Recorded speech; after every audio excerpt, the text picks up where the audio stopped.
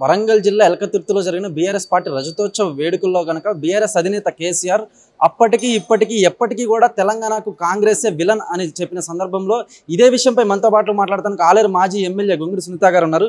చెప్పండి మేడం, అప్పటికి ఇప్పటికీ ఎప్పటికీ కాంగ్రెస్ అనడంపై మాత్రం అటువైపు మంత్రులు సీతక్క అయితేనేమి, అటువైపు ఉత్తమ్ కుమార్ రెడ్డి అయితేనేమి వీళ్ళందరూ కూడా ప్రజాపాలనపై అక్కసుతోనే ఇలాంటి పదాలు వాడారని కూడా ఆరోపిస్తున్నారు. దీని మీద మీ స్పందన ఏంటి? నిజాలు చేదుగానే ఉంటాయి కదా. కేసీఆర్ గారు చెప్పింది అక్షర సత్యం. తెలంగాణ రాష్ట్రం రాకముందు అసలు ఆంధ్రాలో ఈ ప్రాంతాన్ని కలిపిన రోజే వ్యతిరేకించినాం.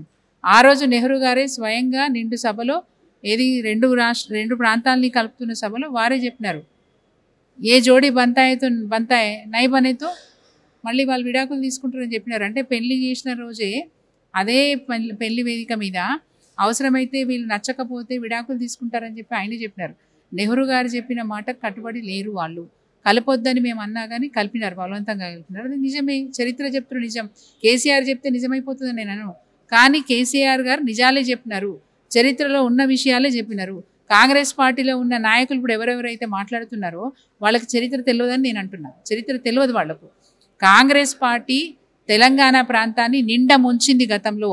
ఆ తర్వాత తెలంగాణను కలపొద్దన్న నాయకులు మళ్ళీ పోయి మీరు చెప్పిన ఒప్పందాలు ఏవి కూడా అమలు కాలేదు, మమ్మల్ని వేరు చేయండి అని మళ్ళీ నెహ్రూ గారి దగ్గరికి పోతే అలక్ష్యం చేసినారు. ఇది చరిత్ర చెప్తున్న నిజం. నేను రాసింది కాదు, కేసీఆర్ రాసింది కాదు, చరిత్రలో ఉన్నది ఆల్రెడీ. దాన్ని చెప్పినారు వారు.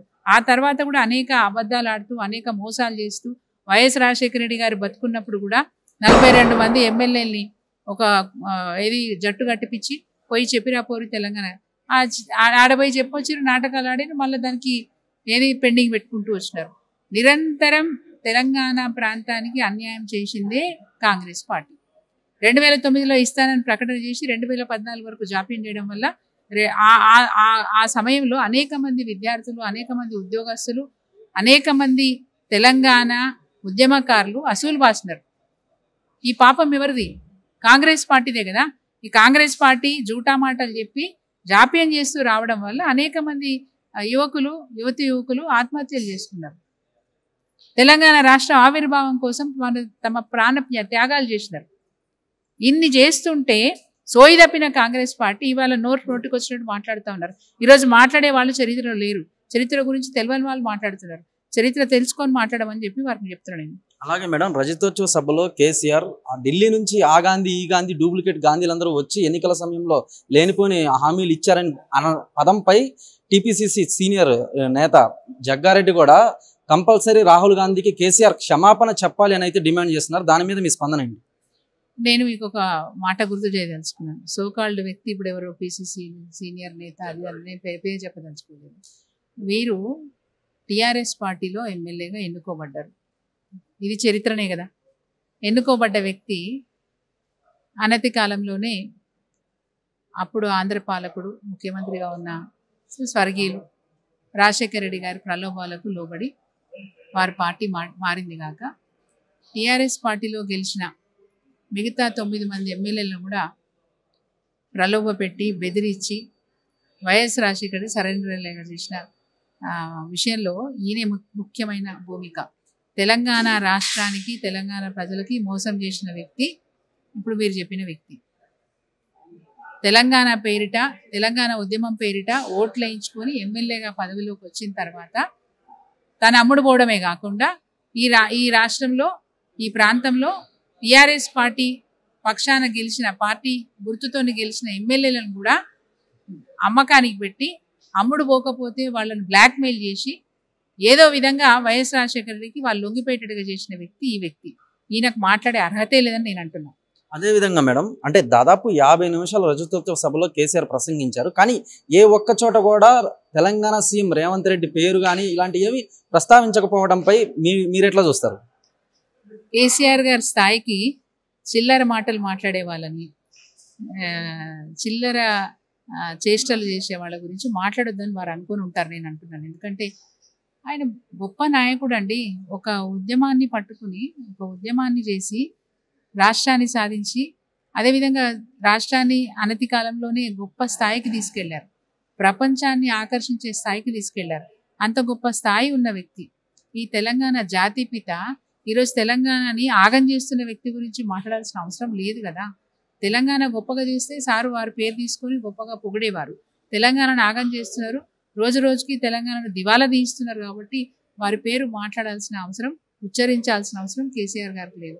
వారి స్థాయికి వీరు నథింగ్ అందుకే చెప్పాలి. అలాగే మేడం, సెక్రటేరియట్ లో ఆ 2 నెలల నుంచి పెండింగ్ జీతాలు పిఎఫ్ ఇవ్వాలని నేడు హౌస్ కీపింగ్ ఉద్యోగులు నిరసన చేపడుతున్నారు. అంటే ఇదంతా కనుక మనం చూసుకున్నట్లయితే కాంగ్రెస్ పాలన ఫెయిల్ అయిందని చెప్పొచ్చా? 100% ఫెయిల్ అయింది. ఈరోజు అటెండర్లకు సెక్రటేరియట్లో జీతాలు ఇవ్వట్లేదని, టీఏడిఎల్ ఇవ్వట్లేదని వాళ్ళు ఆందోళన చేస్తూ ఉన్నారు. వాస్తవంగా గ్రామ పంచాయతీలో కూడా ఈరోజు కార్మికులకు, పారిశుద్ధ కార్మికులకు జీతాలు ఇవ్వలేని పరిస్థితి.